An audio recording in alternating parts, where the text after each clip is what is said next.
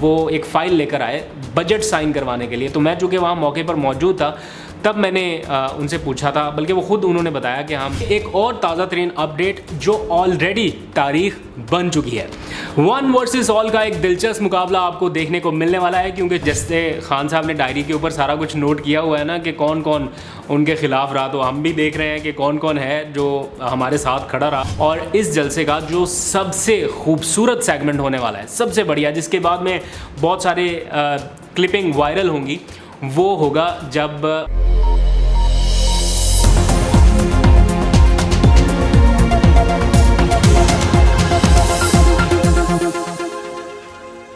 बिस्मिल्लाहिर्रहमानिर्रहीम, अस्सलाम वालेकुम। मैं हूं अब्दुल कादिर और आप देख रहे हैं आपका अपना फेसबुक और यूट्यूब चैनल। आज तारीख है 13 अगस्त और दिन है हफ्ते का।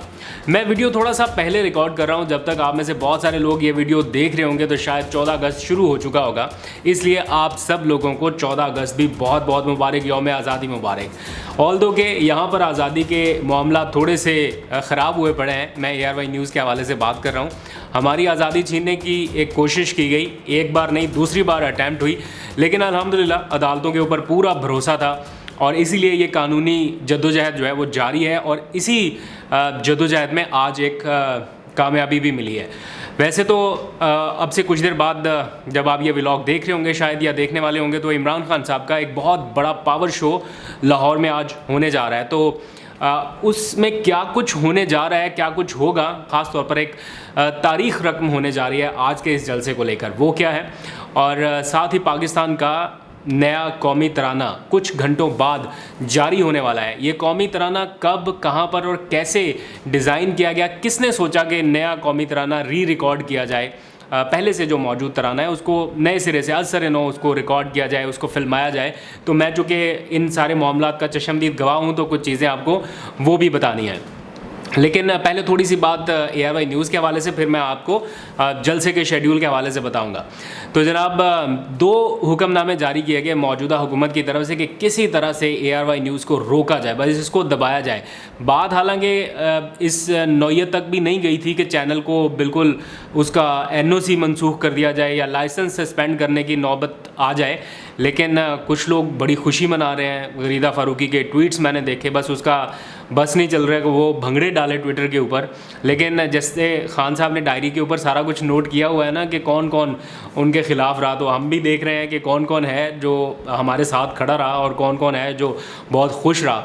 खुशी इस बात की है कि आप लोगों ने जितनी सपोर्ट दिखाई है इन 2-3 दिनों में अब तक, उससे मैं बहुत ज़्यादा खुश हुआ हूँ। बल्कि इस सारे मामले में बहुत सारे पैगाम तो ऐसे आते हैं कि अपना ख्याल रखना, अपनी केयर करना। ओवरसीज़ पाकिस्तानी बाहर से फ़ोन करके कहते हैं कि अपना ख्याल रखना, हमें बड़ा कंसर्न है। तो सच्ची बात यह है कि जितने पैगामात मौसूल हो चुके हैं अपना ख्याल रखें, मुझे सचमुच में डर लगने लग गया। वैसे तो नहीं था लेकिन अब डर लगने लग गया कि इतने सारे लोग कह रहे हैं, कुछ तो बात होगी।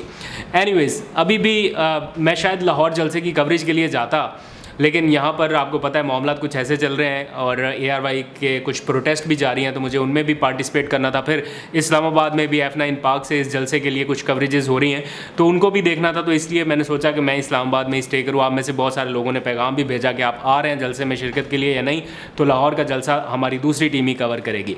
तो 2 अहकाम जारी किए मौजूदा हुकूमत ने ARY की आवाज़ दबाने के लिए, और उन दोनों अहकाम को इस्लामाबाद, माफ़ कीजिएगा, सिंध हाई कोर्ट ने मुअत्तल कर दिया। पैमरा का हुक्मनामा कि नशरियात बंद कर दी जाएँ, वो हुक्मनामा भी मुअत्तल हुआ। उनको कहा गया कि नशरियात कल तक बहाल कराई जाएँ, लेकिन नहीं करवाई गई अदालत के हुक्म के बावजूद।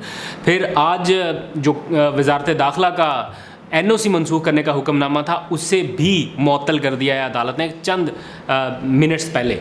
तो ये भी एक बड़ी कामयाबी है। कानूनी तौर पर अपनी जंग लड़ रहे हैं और पूरा भरोसा है अदालतों के ऊपर कि वो इंसाफ ज़रूर देंगे। 4000 ख़ानदानों का इस तरह से मुआशी कत्ल नहीं हो सकता। लेकिन असूलन तो अब ARY की नशरियात बहाल हो जानी चाहिए थी। ये जो कुछ देर बाद जलसा होने जा रहा है, ये आपको अपनी टेलीविज़न स्क्रीन्स पर नज़र आना चाहिए था, लेकिन ऐसा भी नहीं हो रहा और अभी तक रेजिस्टेंस का सामना करना पड़ रहा है और कुछ लोग तौहीन अदालत के मुर्तकब हो रहे हैं। 17 अगस्त को इसकी समाअत फ़िक्स है, तब पता चलेगा कि किस किस पर तौहीन अदालत की तलवार लटकती है। एनीवेज, आप लोग दुआएं जारी रखिए, इंशाल्लाह ARY पर या ARY की स्क्रीन पर वापसी बहुत जल्द होगी। बल्कि ARY ने एक बड़ा ज़बरदस्त प्रोमो भी रिलीज़ किया एंड उन लम्हात में, मैंने ट्वीट भी किया हुआ है, एंड उन लम्हात में जब ARY न्यूज़ को बंद करने की मनसूबाबंदी हो रही थी, हम अपने हाथों में परचम थामे वो प्रोमो की रिकॉर्डिंग कर रहे थे। हाथों में हमारे परचम था और इल्ज़ामात हम पर क्या लगाए जा रहे हैं वो सुनकर थोड़ा सा अफसोस हुआ। एनीवेज, आगे बढ़ते हैं। थोड़ी सी बात करनी है इमरान खान के पावर शो की, जहां तारीख रकम होने वाली है। लेकिन उससे पहले एक और ताज़ा तरीन अपडेट जो ऑलरेडी तारीख बन चुकी है।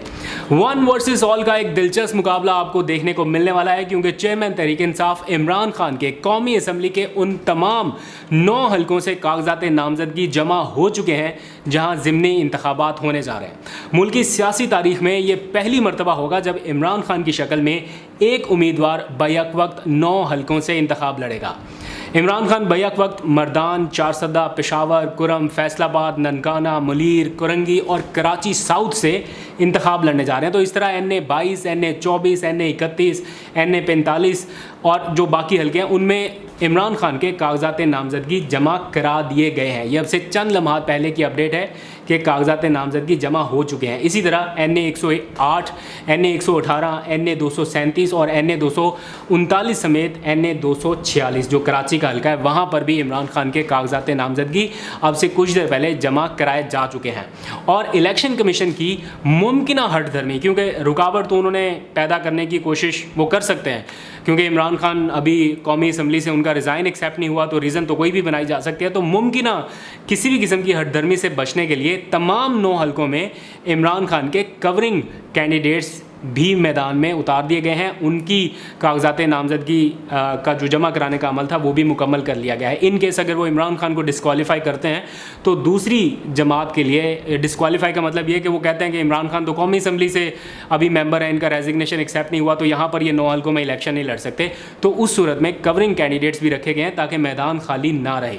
तो इलेक्शन कमीशन के जारी करदा शेड्यूल के मुताबिक उन तमाम 9 हलकों में इंतखाब 25 सितंबर को मुनक्किद होने वाला है। बाकी 2 नशिस्तें बचती हैं पख्तूनख्वा की, वहाँ पर ख़वातीन की मखसूस नशिस्तों के लिए भी शानदाना गुलजार और रोहिला हामिद, ये 2 ख़वातीन हैं जो मैदान में उतारी जा चुकी हैं।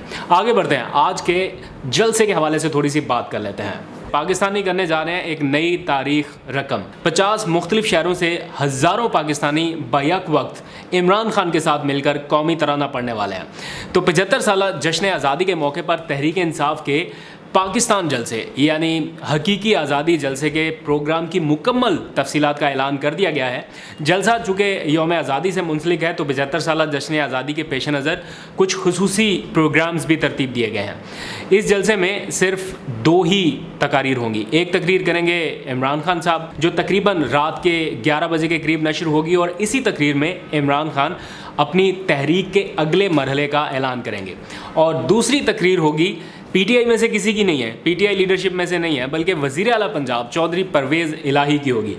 इस जलसे के दौरान तहरीक पाकिस्तान और पाकिस्तान की जो 75 साल सियासी तारीख़ रही है उसके हवाले से कुछ खसूसी दस्तावेजी फिल्म्स को इस प्रोग्राम का हिस्सा बनाया जाएगा। इमरान खान की तकरीर से कबल थोड़ा माहौल भी गरमाया जाएगा। जो एक रिवायत रही है PTI के जलसों में, मिली तराने, वो बैंड्स अपनी परफॉर्मेंस का जो मुजाहरा करते हैं, वो सब कुछ भी होगा। और इस जलसे का जो सबसे खूबसूरत सेगमेंट होने वाला है, सबसे बढ़िया, जिसके बाद में बहुत सारे क्लिपिंग वायरल होंगी, वो होगा जब 50 से ज़ायद शहरों से बैक वक्त आवाम कौमी तराना पढ़ेगी। इमरान खान के साथ मिलकर ये कौमी तराना पढ़ेंगे और वो अलग ही लेवल होगा। वो उसकी वीडियोस आप देखेंगे, आपको मज़ा आ जाएगा। PTI के हालिया जलसों में इसका ट्रेंड शुरू हुआ था। ये जो रजीम चेंज ऑपरेशन के बाद बहुत सारे लोगों ने कौमी तराने से इसका आगाज़ करने का फ़ैसला किया। तो मैं भी कई जलसे अटेंड कर चुका हूँ। वहाँ पर बड़ा ज़बरदस्त एक एम्बियंस हो जाता है जब सारे मिलकर कौमी तराना पढ़ते हैं एक जलसे से। तो जब हर जगह से 50 मुख्तलिफ शहरों से ये सारा कुछ हो रहा होगा, लाइव स्ट्रीमिंग भी होगी। मैं खुद भी F9 पार्क में हूँगा, वहाँ से भी कुछ चीज़ें रिकॉर्ड करके आपको बाद में दिखाऊँगा। तो जलसा गाह में जहाँ जहाँ पर नशरियात जारी होंगी वहाँ पर सारे लोग ये कौमी तराना पढ़ेंगे और मौके की मुनासबत से ज़रा और भी जोश जज्बा आ जाएगा। रात 12 बजते ही जैसे ही 14 अगस्त का वक्त शुरू होगा तो आतिशबाजी का ज़बरदस्त मुजाहरा भी शुरू हो जाएगा। तो एक तरह से ये जलसा पाकिस्तान जलसे का एक मुकम्मल पैकेज होगा, लेकिन कुछ लोग इसको लेकर मनफी प्रोपेगेंडा करते दिखाई दे रहे हैं। आज सुबह से तौहीने कौमी परचम नामंजूर का एक ट्रेंड चल रहा है सोशल मीडिया के ऊपर। मुझे भी बड़ा हैरानकुन लगा कि किसने पाकिस्तान के परचम की तौहीन की है। मतलब ये काम कोई इतना आसान नहीं है कि कोई भी राह चलता शख्स कर दे, या आप ये काम किसी को चंद पैसे दे के भी नहीं करवा सकते। ये काम करने वाला ना सिर्फ बेशर्मी से भरपूर बल्कि बेगैरती से भरपूर होगा जो पाकिस्तान के कौमी परचम की तौहीन करेगा। तो ये काम इतना आसान नहीं है। तो एक प्रोपेगेंडा फैलाया गया कि देखें जनाब झंडे उतार दिए गए, लेकिन ये नहीं दिखा रहे कि पार्टी परचम से ऊपर कौमी परचम को रख कर लगाया जा रहा है। तो दोनों परचम एक साथ। तो इमरान खान साहब तो अक्सर ये कहते हैं कि पीटीआई के परचम के साथ आप कौमी परचम को लेके आए, तो उनको तो अच्छा लगता है, खुश होते हैं सारे। तो मेरा नहीं ख्याल कि कोई भी पाकिस्तानी, वो किसी भी सियासी जमात से हो, कोई कितना भी नीचे गिर जाए, इस हद तक नहीं जा सकता कि अपने कौमी परचम की तौहीन इस तरह से करे। ना ये काम आप किसी से पैसे देके करवा सकते हैं। बहुत ही कोई नेक्स्ट लेवल का बेगैरत आदमी होगा तो वो ये काम कर सकता है, अदरवाइज़ कोई भी पाकिस्तानी कम अज़ कम ये तो काम नहीं कर सकता। तो ऐसे प्रोपेगेंडा से बचना है।